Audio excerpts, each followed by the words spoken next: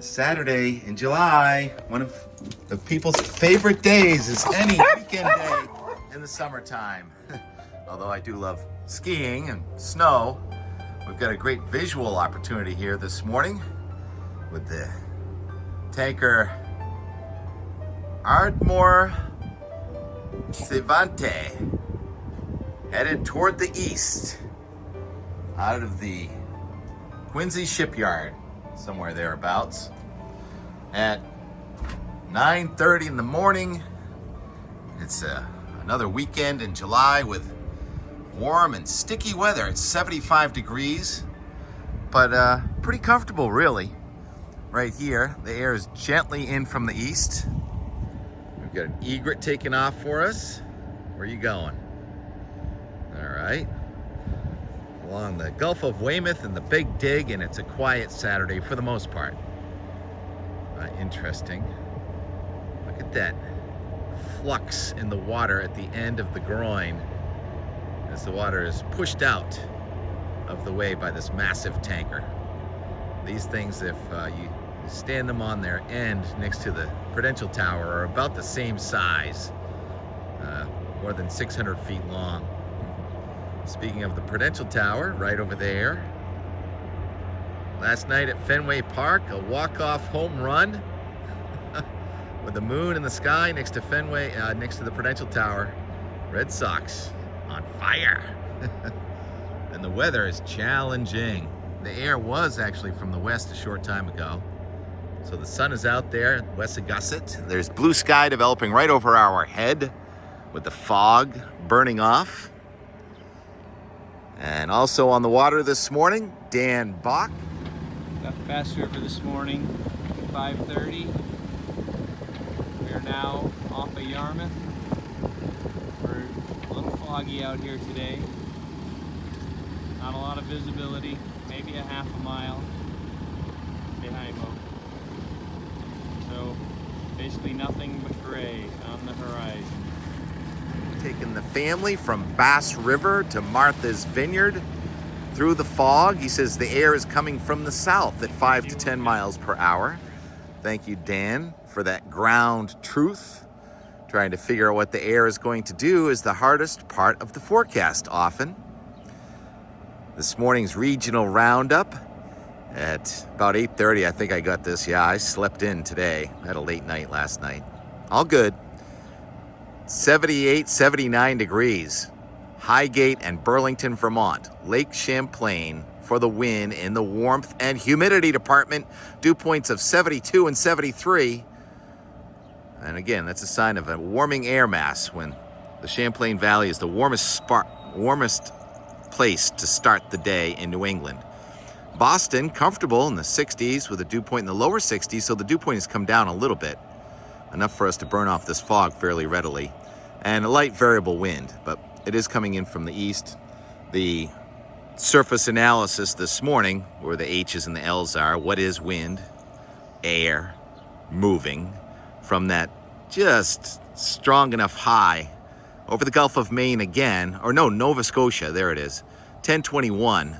That tries to push the air in from the east to northeast, but then you have a somewhat weaker high over Pennsylvania, about a 1019, trying to push the air in from the west and southwest, and very little in the way of any fronts or troughs in New England. You got a front there over north of Lake Erie. You got a more significant front that's over Minnesota that's going to get here on Monday. So there's not a lot to hang your hat on, just kind of quiet summer weather with high humidity and with a maritime layer. That's going to be tough to burn the fog off in places like Chatham and Massachusetts and Bar Harbor in Maine, but we're working on it. View from space this morning, it's interesting that most humid air there in northern Vermont also has sunshine. So air kind of wrapping around New England from all directions here. The sun is out in northern Maine, but then you got that cluster of showers and even a thunderstorm near Albany, New York. And what really stands out to me around the fog or in the fog is that one towering cumulonimbus cloud there between Portland, Maine, and Sugarloaf. It looks like it might be right over my friend Mike Noble's place in Otisfield, Maine. Mike, were you getting a downpour this morning from that TCU, towering cumulonimbus. And there it was on the Portland radar this morning. One single cloud that is reaching up above all the others and producing a torrential downpour, no doubt. Deep puddles under that one tiny cell. Now, I'd like to call that an air mass thunderstorm. Air mass thunderstorm, typical in the summertime, kind of random, often just form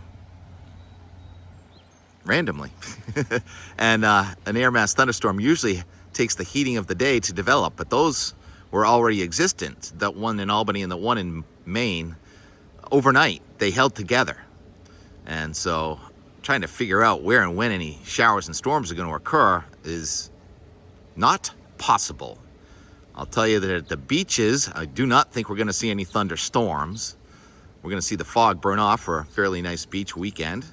Not too much air moving, and the water temperature now up into the 60s and even 70s south of New England.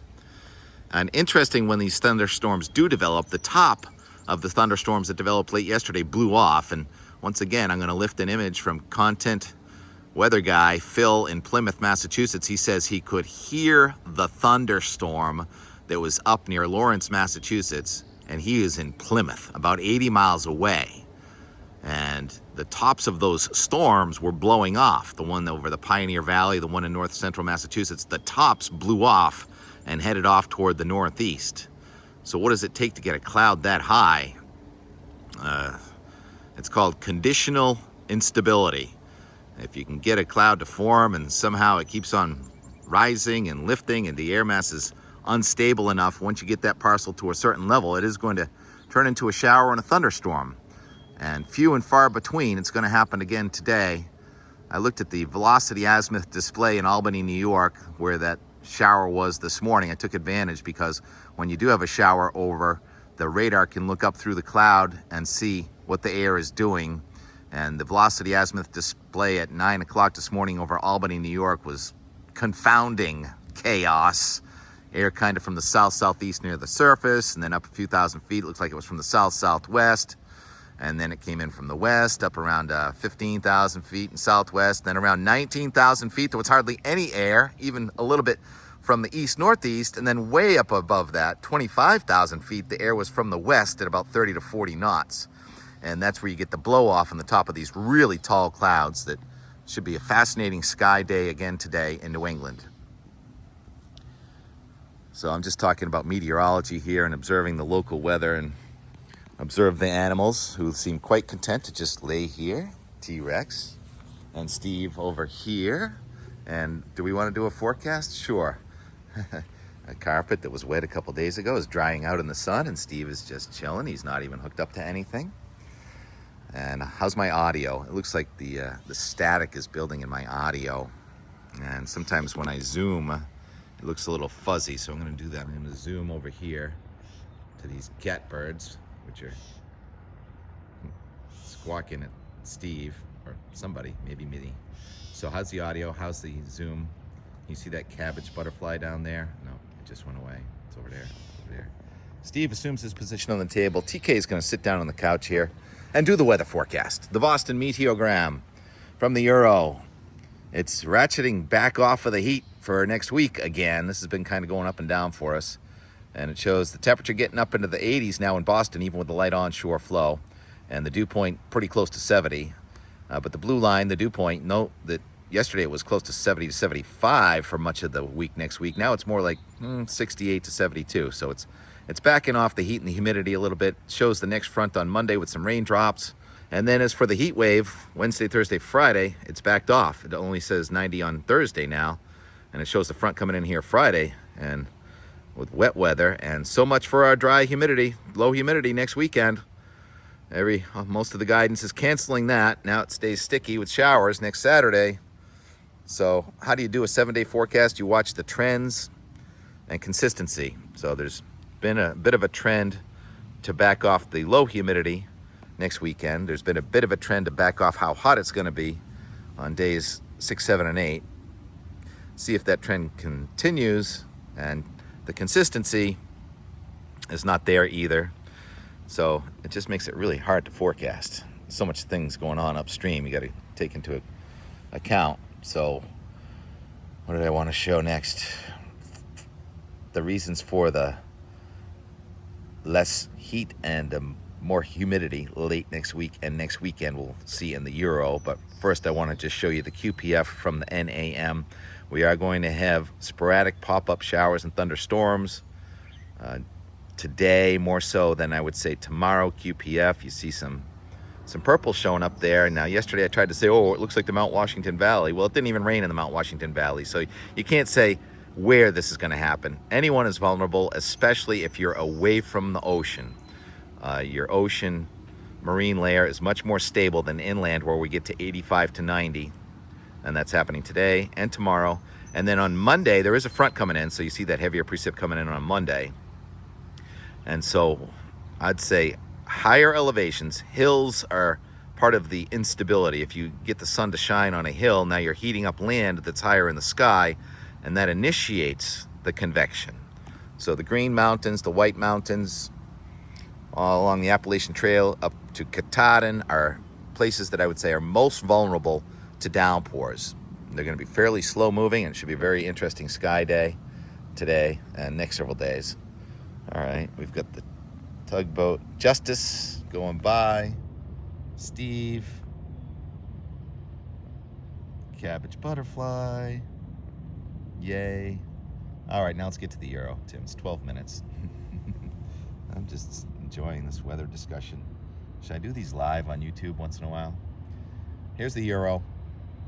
Talk about the changes in it and that subtle feature between high pressure in Nova Scotia and high pressure in Pennsylvania. You can't even really make it out.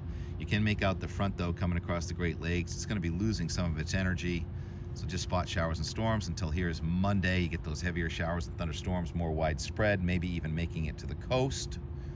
And then supposedly lower humidity on Tuesday. You got that high in central Canada. It looks like there may be a little bit of a backdoor front, so in Maine and Massachusetts it cools off on Tuesday, while in western New England I think it's going to stay hot and humid, and that heat and humidity is going to come back into most of New England on Wednesday.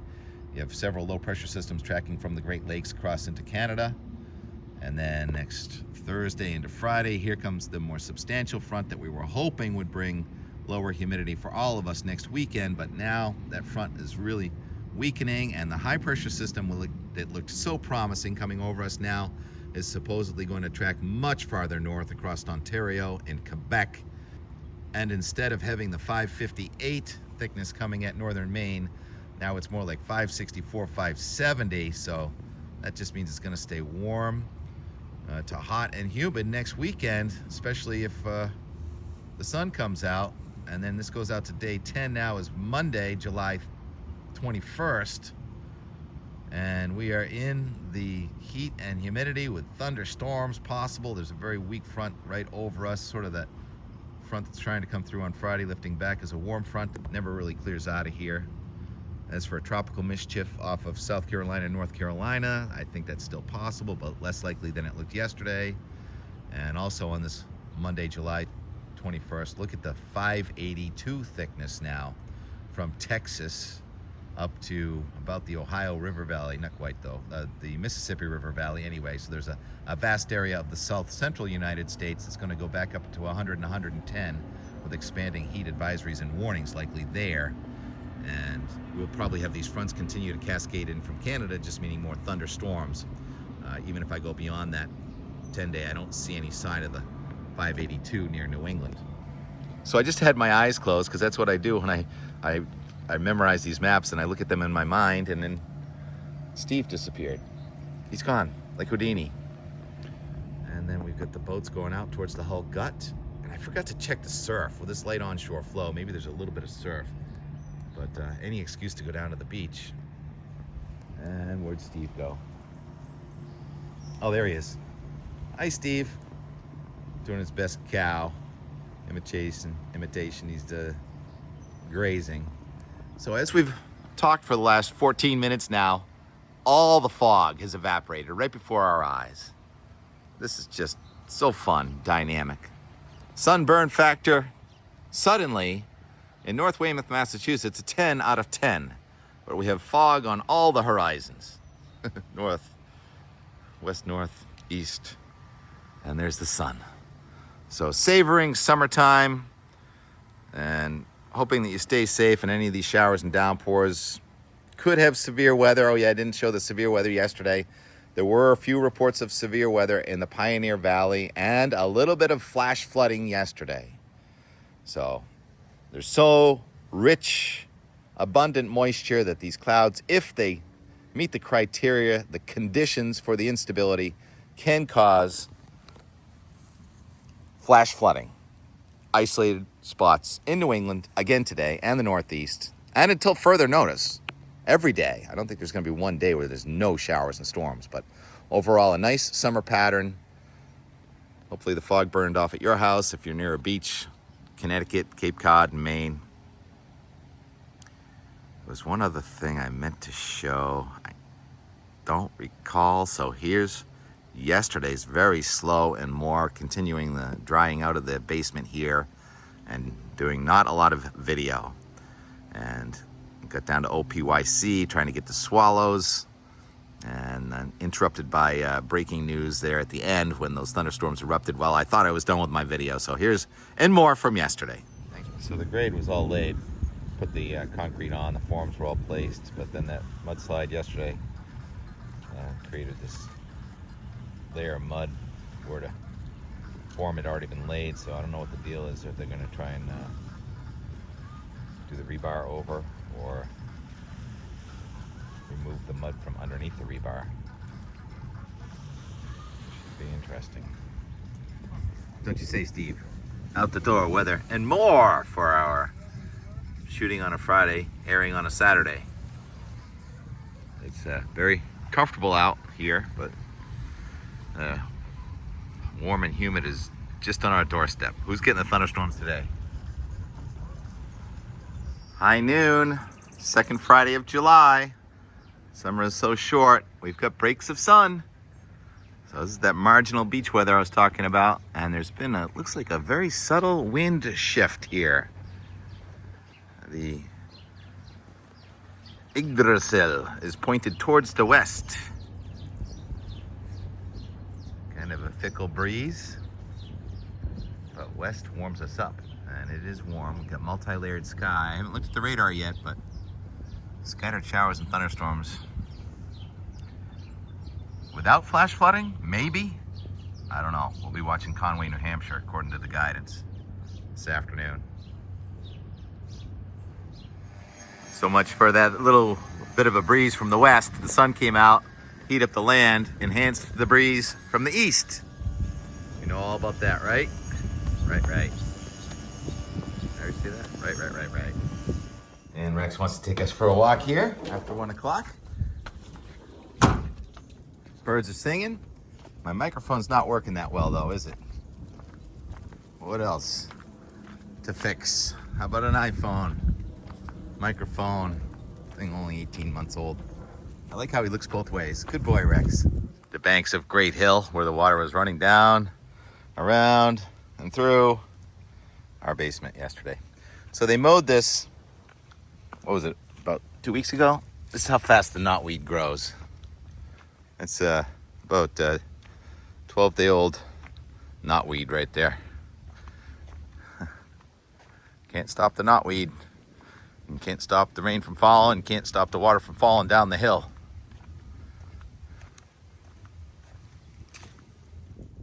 Rex, that's enough. Stop. This one little turkey just went silent on us when we were walking by. Where are the kids? Where's everybody?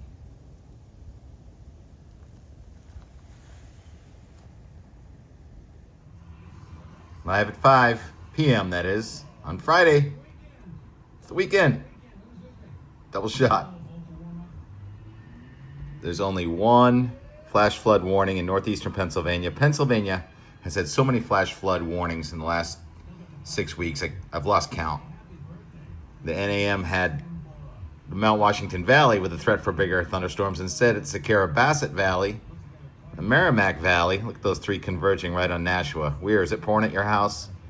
Another one in the Pioneer Valley. And the sun came out here. Air mostly from the northeast. Thermometer in the sun says lower 80s, but I think we were mid 70s at best. So we'll see if anybody reports flooding. More oak branches, new oak branches. This time we're in Weymouth. Fascinating. How about these apples? Coming along nicely. Let's go have a OPYC fix across from the Hingham shipyard where I think there's some activity tonight. It's Friday night in the summertime. Some chunky cumulus here, about 6 o'clock, very low tide. I failed to mention with all the other action that we had the full buck moon yesterday, so there should be a pretty nice moonrise happening over the Atlantic Ocean right this minute, but it's coming our way. And the air's coming around from the southwest now a little bit. So what's the weather? They just asked what the air's gonna do tomorrow, and I'm like, I don't know, probably start off glassy, maybe a little southwest, then a sea breeze, then maybe southwest. A lot like today. And so we're on the Weymouth side of the Turn Harbor, looking over at the Hingham shipyard where the Friday night concert series is going strong. Good crowd over there. I'm going in a different direction though. So I think it might be time to play us out with some piano and some time lapse of today. And some thunderstorms possible again each afternoon, but for the most part, a pretty nice weekend. Once again though, we have not had a completely dry weekend in New England, I don't think, since February 22, 23. No complaints. Last weekend was pretty good, and this one looks pretty good too. Where are the swallows? The swallows have been dive bombing here. There's the swallows. Whoa! Oh yeah. Oh. Aerodynamic or what? So pretty. Look like bluebirds. Fly like dragonflies.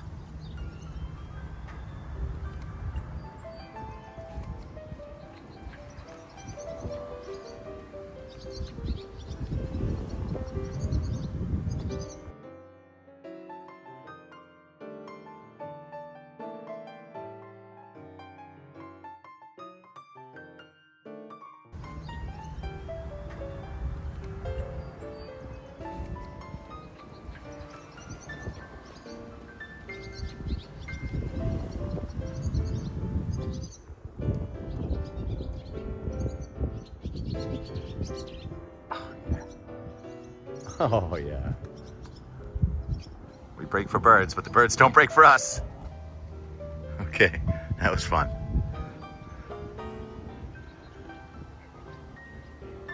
Always fun. Go outside and look up at the sky, the clouds and the birds. Here's to a safe, healthy, happy summer weekend without flooding. Amen. Thanks for watching. Talk to you tomorrow.